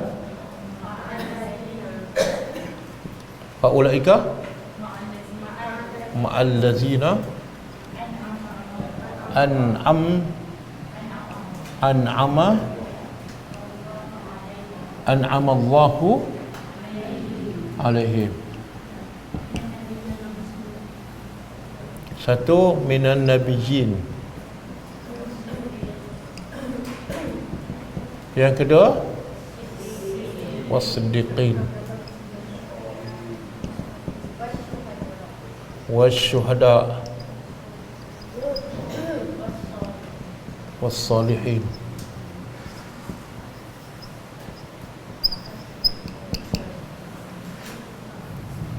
Okey, cuba terjemah. Man, siapa? Taat. Dan siapa yang taat pada Allah dan Rasul. Orang yang taat pada Allah dan Rasul, Allah kata apa? Ulaika, fa ulaika, maka itulah orang yang ma'a bersama allazina, orang-orang yang Allah memberi nikmat kepada mereka. Jadi tadi kita minta jalan orang yang engkau beri nikmat pada mereka. Sekarang Allah beritahu siapa orang yang Allah bagi nikmat pada mereka. Satu, minan nabiyyin. Yang kedua, siddiqin. Yang ketiga, yang keempat, salihin. Maksudnya apa tu? Bila kita minta siratul mustaqim, kita kena faham. Rupa-rupanya kita minta nak jadi salah satu daripada empat ni kan. Jadi kalau nak jadi salah satu daripada empat, apa syarat dia? Kena adalah. Kalau para nabi mungkin tak? Tak. Siddiqin boleh. Siapa contoh? Abu Bakar. Boleh tak jadi macam Abu Bakar? Dia harta bagi banyak mana? Tak boleh. Apa makna siddiq? Membenarkan apa? Apa ciri-ciri Abu Bakar sehingga digelar as-siddiq? Contoh? Contohnya yang pasal Nabi nak tegak teladan pun orang biasa kau percaya tak? Contohnya Isra' Mi'raj kan. Bila orang kafir cerita benda yang macam tak masuk akal, Abu Bakar kata apa? Abu Bakar bukan tengok cerita masuk akal ke tak. Abu Bakar tengok siapa yang cerita. Kalau Nabi Muhammad cerita, mesti betul. Semua betul. Masuk akal ke tak masuk, itu tahap membenarkan, tahap yang tinggi. Dan bukti Abu Bakar membenarkan semua yang Allah cerita dan Nabi cerita, apa dia? Itu dari segi keyakinan. Tapi dari segi praktikalnya, apa bukti Abu Bakar membenarkan? Bila Allah kata bagi satu dapat 700, bagi sedekah Allah ganti, maka Allah, Abu Bakar percaya sampai tak dia bagi semua. Kita percaya tak bagi satu dapat 700? Bagi berapa? Bagi berapa? Tak percaya dah tu. Tak percaya. Kalau percaya, bagilah semua. Sebab apa? Lagi bagi banyak, lagi dapat. Kita tak yakin tu. Bagi banyak, dapat banyak. Yang kita percaya, bagi banyak, kurang banyak. Sebab tu akhirnya kita jadi mungkin tak jadi sedih. Gelap harapan. Sebab kita bab cinta harta, cinta dunia masih tebal. Okey. Kita yakin tak rezeki anak kita Allah dah tetapkan? Yakin betul? Betul siddiq. Betul? Okey. Ada simpan tak duit untuk anak-anak? Tengok tak percaya.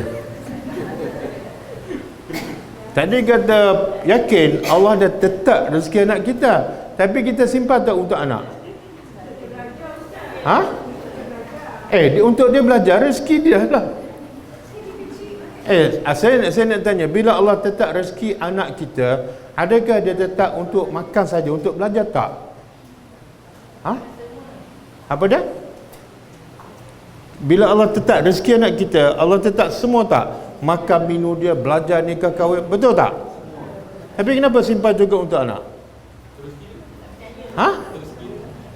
Rezeki. Siapa suruh simpan? Ada Allah suruh simpan? Apa dah? Usaha? Allah tetap rezeki anak kita lah usaha. Ya Allah suruh apa dah? Ku anfusakum wa ahlikum.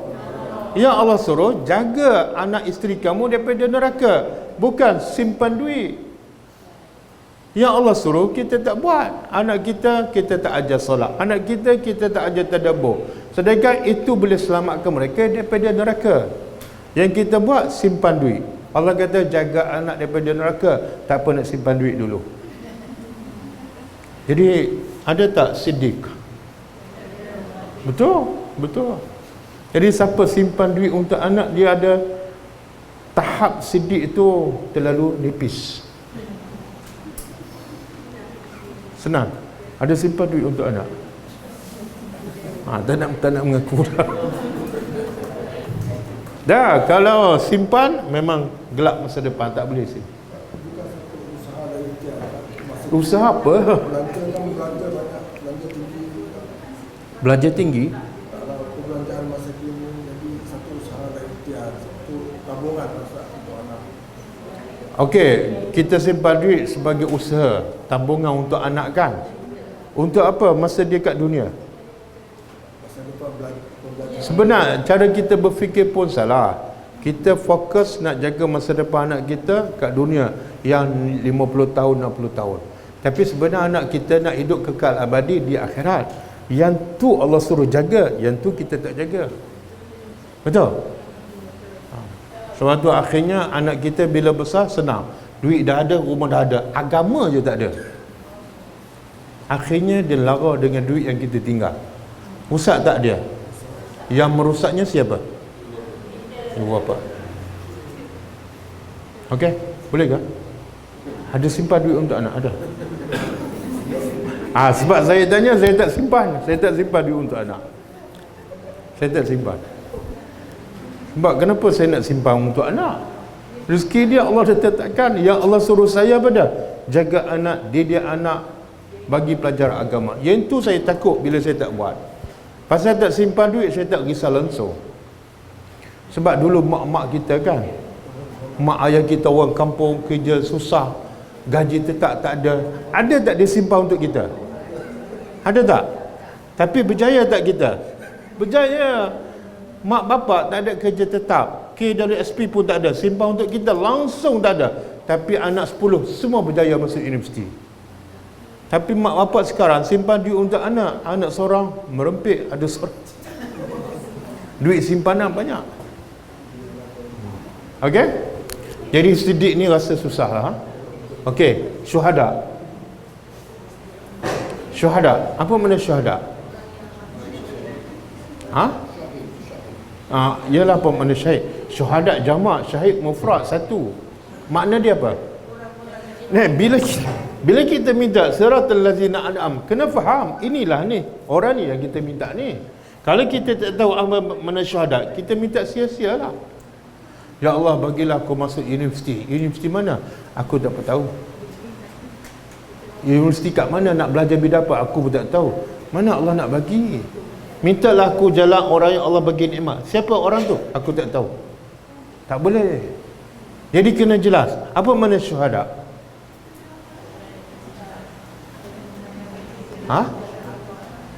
Syuhada ni ada dua maksud. Satu, mati syahid.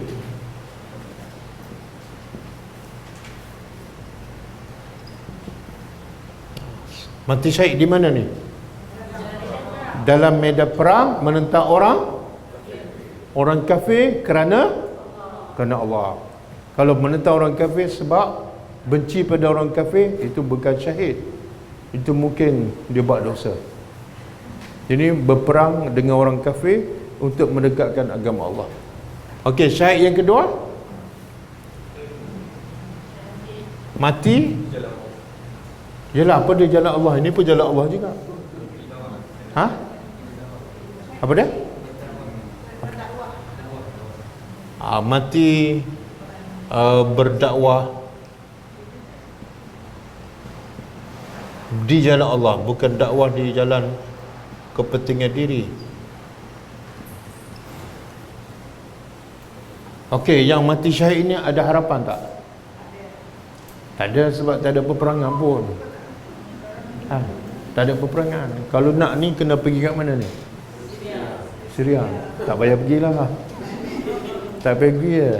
Berjihad lawan nafsu, pergi kelas tadabbur je. Jadi nombor satu ni tak ada harapan lah. Nombor dua, ada harapan. Tapi nak jadi nombor dua ni kena buat apa? Apa syarat dia? Kena belajar. Kemudian yang kedua, kena sampai, kena amal dan kena masa dia belajar, lepas tu dia beramal, lepas tu dia sampai, tiba-tiba mati, insya-Allah masuk dia. Kan? Kalau mati masa bekerja, tak masuk.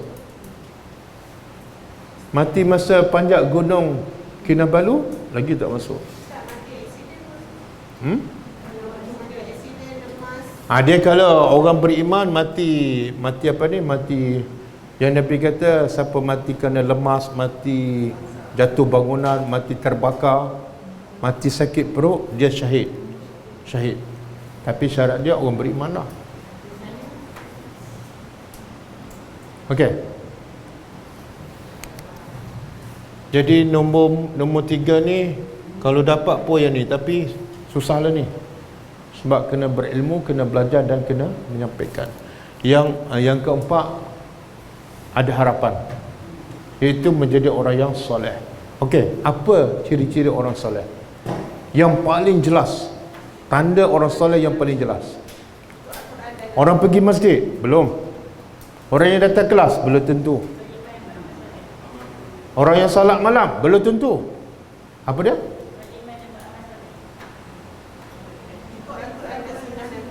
Payah tu, susah nak ukur tu, ikut Quran. Dia, ulama bagi definisi orang soleh ialah zahirnya sama dengan dalam hati. Zahirnya sama dalam hati. Ramai orang zahirnya soleh tapi hatinya busuk, hatinya dengki. Itu bukan soleh. Sebab itulah ada wanita yang solat malam banyak kan, puasa pun banyak, sedekah pun banyak, tapi Nabi kata ahli neraka. Amal dah solat, kenapa ahli neraka? Sebab apa? Zahirnya tak sama dalam hati. Hati dia benci pada jiran, dia tak sayang, bukan soleh. Boleh faham? Jadi syarat nak jadi orang soleh pun susah. Kadang-kadang mulut cakap manis tapi dalam hati tak sama, bukan soleh.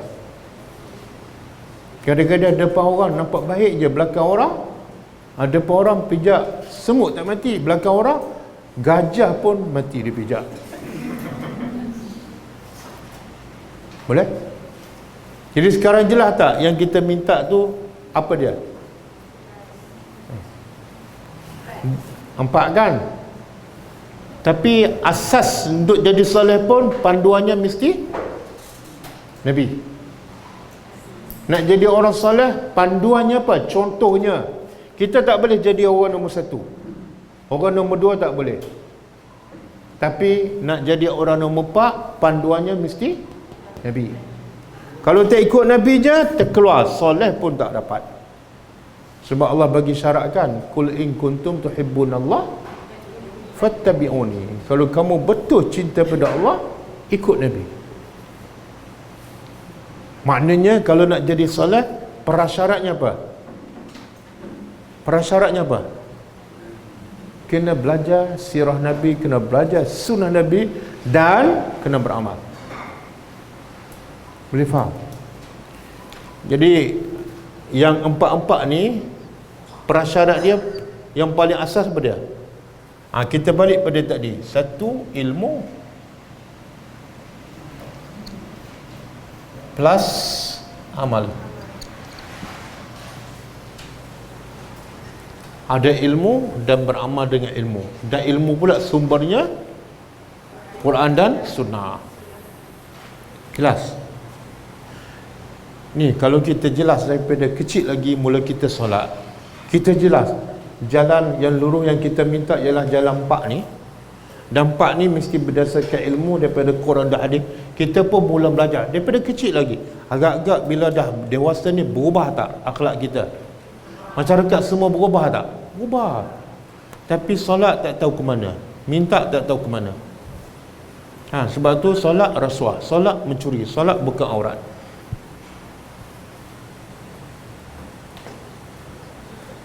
Okey, boleh ya? Habis. Nak berhenti rehat 5 minit lagi.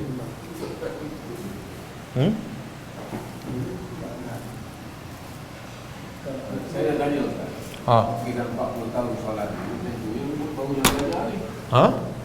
Jadi baru nak belajar, baru nak hayat ni. Baru nak tadabbur ni, baru Allah puasa tak faham ni. Tak dapat yang Okey, kita makan makanan, contoh ini soalan. Kita baru belajar ni. Sekarang baru jelas. Habis solat kita 40 tahun, apa jadi? Diterima ke tak? Okey. Dulu kita makan makanan yang haram, kita tak tahu, orang hidang nampak macam ayam je. Kan? Kita pun makan.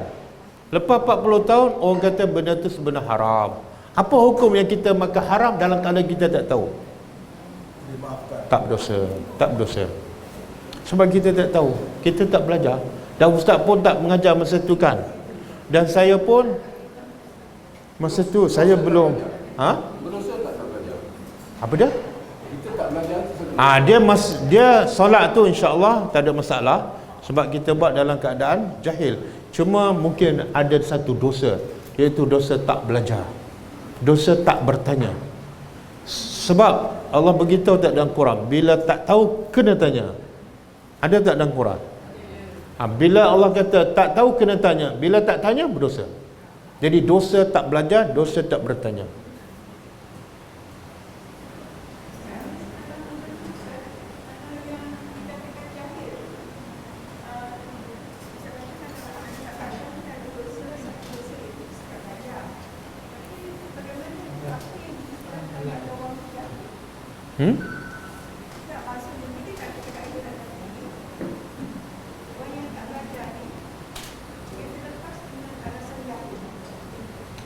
Tak boleh.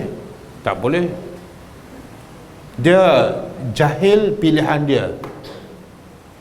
Sebab ada peluang tak untuk belajar? Ada ustaz untuk dia bertanya? Ada. Sekarang lagi mudah, tekan je kan? Tekan je. Jadi saya nak sebut juga satu hadis yang kita biasa dengar kan. Ada seorang lelaki solat tak betul depan Nabi kan. Nabi suruh ulang sampai 3 kali kan. Yang keempat tu dia kata saya tak boleh dah. Kalau aku solat keempat pun tak betul. Jadi dia pun minta Nabi ajar. Nabi pun ajar. Lepas tu dia solat ikut cara Nabi dan betul. Nabi tak suruh ulang. Okey? Tapi Nabi suruh tak dia qada yang lepas-lepas? Tak. Itu menunjukkan apa? Hukum kamu solat salah dalam keadaan jahil, okey, tak ada masalah. Kalau yang lepas berdosa, Nabi kata ulang semua yang 10 tahun yang lepas. Tak. Okey? Tapi kalau dah tahu dia ulang. Ha? Itu memang berdosa. Ha? Itu dosa tak cari ilmu. Dosa tak bertanya. Tapi solat yang kita buat dalam keadaan jahil, semoga tak ada masalah. Semoga Allah terima. Dosa tak bertanya itu soalannya. Okey? Boleh. Kemudian jalan yang engkau beri nikmat ke atas mereka.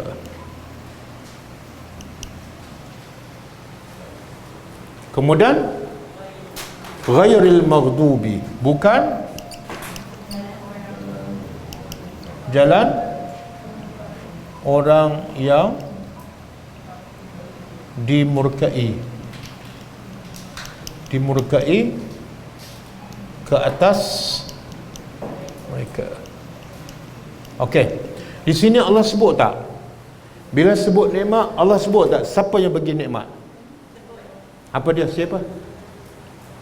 Bila sebut nikmat, Allah sebut tak siapa? Ni, tak kan? Jalan yang engkau bagi nikmat. Mana siapa bagi nikmat? Allah. Okey. Bila sebut dimurkai, Allah sebut tak ghadibta, engkau murka? Sebut tak engkau murka? Tak ada. Yang disebut jalan dimurkai. Siapa yang murka? Allah sebut tak? Tak. Tapi siapa yang bagi nikmat? Allah sebut tak? Okey. Tadabburnya apa? Kenapa bila bagi nikmat kita sebut Allah? Bila dimurka kita tak sebut siapa yang murka. Jalan yang bukan jalan yang dimurkai oleh siapa tak disebut. Jadi apa maksud tu?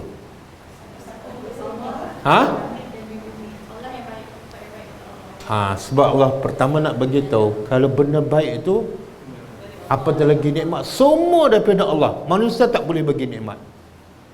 Tapi bila murka, bukan Allah je boleh murka, manusia pun boleh murka. Satu. Yang kedua, Allah nak bagi tahu yang jenis dimurka ini sebenarnya lagi dahsyat bukan Allah saja murka pada dia. Sebab tu Allah tak sebut Allah murka. Allah nak bagi tahu yang murka pada orang ni bukan Allah saja. Para malaikat murka, orang Islam murka, orang kafir pun murka pada dia. Sebab apa? Sebab Allah tak sebut siapa. Bila tak sebut umum. Beza tak? Orang ni Allah saja murka, orang tak murka pada dia. Dengan orang ni dimurka oleh semua makhluk Allah dan Allah. Beza tak? Beza. Okey, siapa yang Allah murka ni? Yang kita minta jauh. Siapa?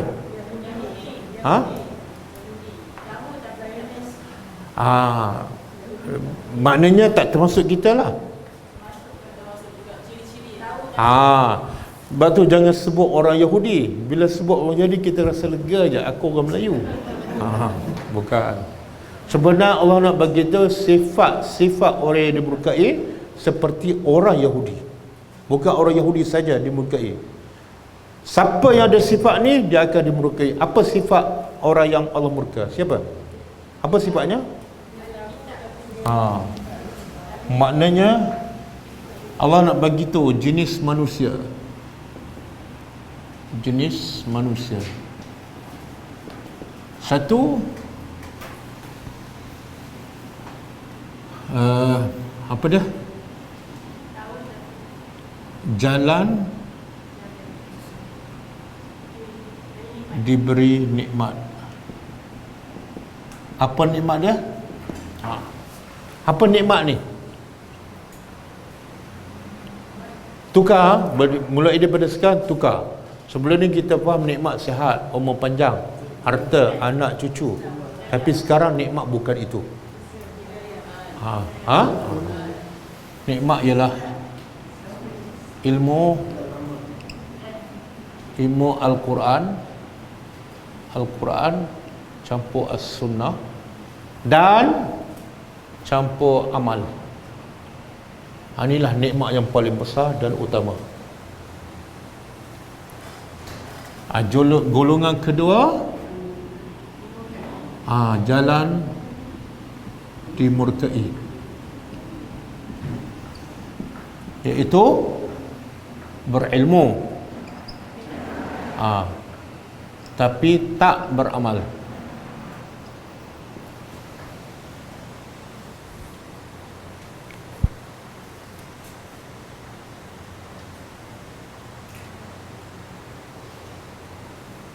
Kita mungkin tak termasuk ni, yang kedua ni. Mungkin tak? Banyak tak kita dah tahu tapi tak buat? Banyak tak? Contoh? Tahu tak solat duha tu banyak kelebihan, tapi kadang-kadang solat, kadang-kadang tak. Kan? Jadi masuk tak al-maghdubi alaihim? Termasuk juga maghdubi alaih ialah kita suruh orang buat tapi kita tak buat. Ada tak? Jadi Allah sebut apa dalam surah Saf? Kabura maqtan. Ya ayyuhallazina amanu lima taqulun ma la taf'alun. Wahai orang beriman, kenapa kamu cakap yang kamu tak buat? Kesannya apa? Kabura maqtan. Sangat besar kemurkaan Allah bila kamu cakap tapi tak buat. Kita duk baca al-maghdubi alaihim, rupa-rupa dia. Kadang-kadang kita ada satu hadis daripada Abdullah bin Amir bin Rabi'ah. Abdullah bin Amir bin Rabi'ah, riwayat Imam Ahmad. Dia kata masa tu Nabi datang rumah aku. Masa tu aku budak. Jadi bila Nabi datang aku nak keluar bermain. Tiba-tiba mak aku panggil. Dia kata, ta'ala ya Abdullah, u'tika, datang sini aku nak bagi sesuatu. Nabi ada kat situ, Nabi dengar. Terus Nabi tegur, apa yang kamu nak bagi pada anak kamu yang kamu sebut tadi? Mak dia kata tamar, kurma. Nabi kata apa? Nabi bagi amaran, innaka law lam tu'tihi kutibat alaiki kazibah. Kalau kamu tak bagi macam kamu cakap, kamu ditulis sebagai pendusta. Pendusta. Sebab apa? Sebab cakap nak bagi tapi tak bagi. Banyak tak kita berjanji tapi tak buat? Banyak. Jadi kesannya apa? Al-maghdubi alaihim. Kita minta setiap hari, ya Allah aku tak nak jalan dimurkai. Rupa-rupa kita tiap hari dimurkai. Sebab apa? Kita tak faham apa makna al-maghdubi alaihim. Kadang-kadang kita janji pada anak kan nak bagi hadiah, tak bagi-bagi. Kadang-kadang bagi amaran pada anak, kalau menangis, kalau tak dengar cakap, mak letak kat luar. Dah 10 tahun tak pernah letak kat luar. Bohong. Nabi kata apa? Dicatat di sisi Allah kamu sebagai pendusta. Kalau kamu berjaya, mak akan bawa pergi pantai. Tak bawa pun. Boleh, benda kecil je. Tapi kemungkinan jadi al-maghdubi alaihim. Okey? Dan akhir sekali waladhdallin, dan tidak jalan orang-orang yang sesat. Jadi ketiga, jalan sesat. Jalan sesat ni apa ciri-cirinya? Dia tak ada ilmu. Tak, mungkin ada amal, mungkin tak ada amal. Dia mungkin beramal, mungkin tak. Kalau tak beramal, memang patutlah sebab dia ada ilmu. Lagi teruk apa dah? Dia beramal tanpa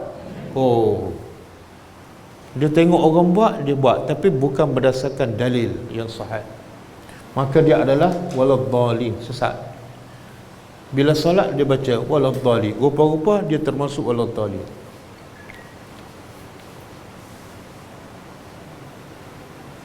Okey.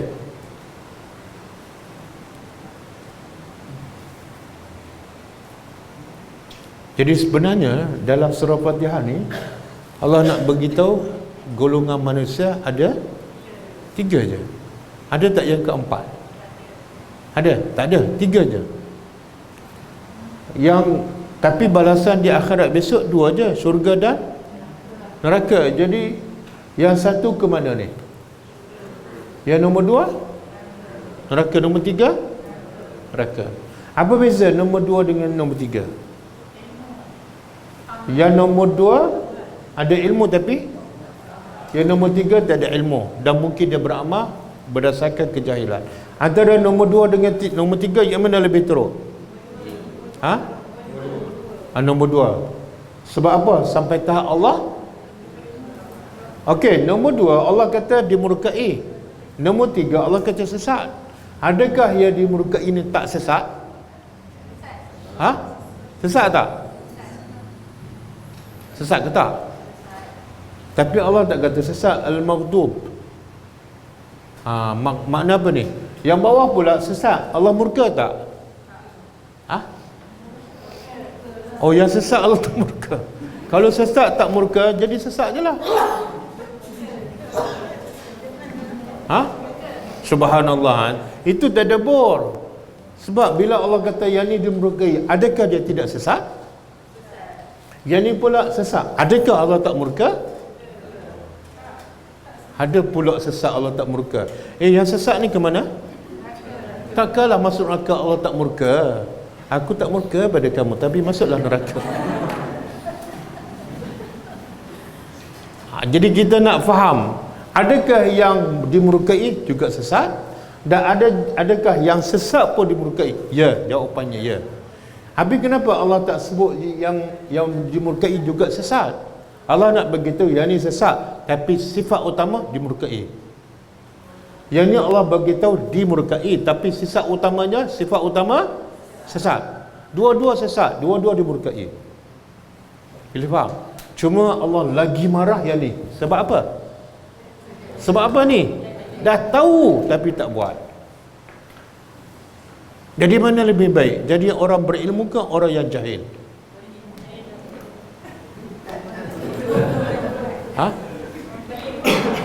Kalau berilmu tak buat, dimurkai.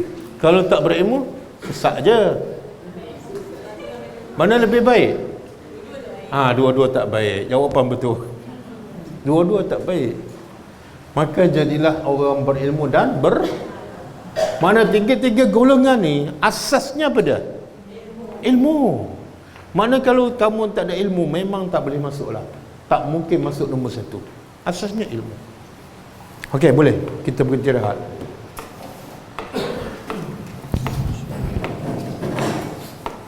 Jadi kita habis tadabbur surah Al-Fatihah.